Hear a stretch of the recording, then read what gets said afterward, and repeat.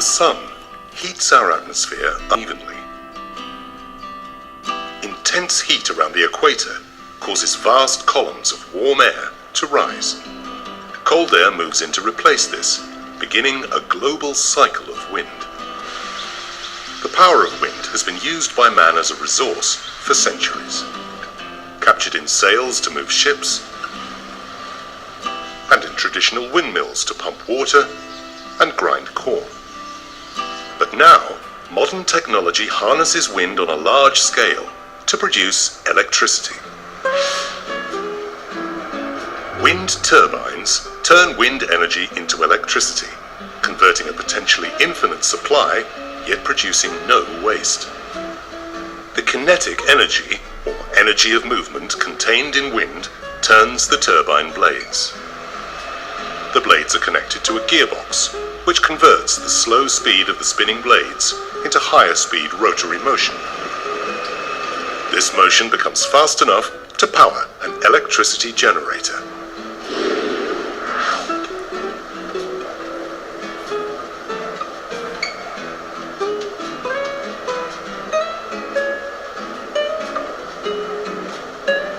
The longer the turbine blade, the more electricity is generated.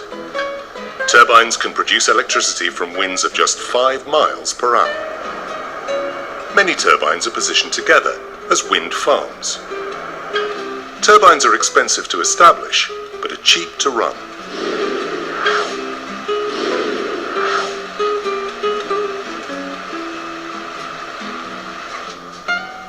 Currently, wind power provides only a tiny percentage of the world's electricity. So why don't we use it more? Wind can be an unpredictable force. It doesn't blow all the time, and some areas experience much less wind than others, so are unsuitable.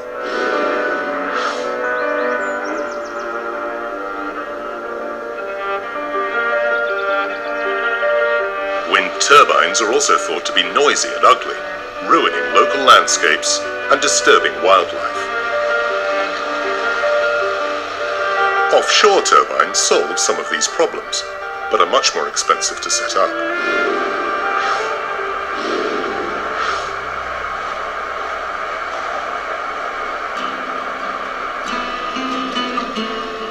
It's unlikely that wind will ever provide all our power supplies. But as a clean and renewable resource, wind power could play an increasingly important role as part of our sustainable energy future.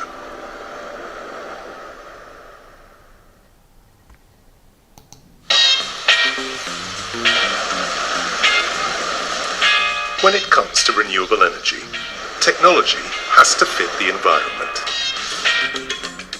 The UK is the windiest country in Europe, making wind farms the natural choice for renewable energy. But their construction has been met with some fervent opposition. You would not be allowed to put a factory on this moor. Quite rightly you wouldn't be allowed to. But because indeed it's politically correct to produce wind power, we're wrecking our countryside. Although wind turbines don't produce harmful emissions, they can produce a lot of noise, may impact on local wildlife, and their huge size dominates and disrupts the natural landscape. The thought of having 26 enormous, gigantic turbines stretched across this moor here is just kind of, it makes me feel absolutely sick inside. Offshore wind farms, where winds are actually higher, are one solution, although they're expensive and time-consuming to build. And some argue that wind farms are an inefficient power source. To replace the power station behind me, Hartlepool Power Station, would take 2,400 huge 2 megawatt wind turbines, each costing £2 million. I would sooner have one nuclear power station like the one behind me than 2,400 wind turbines all along the coast.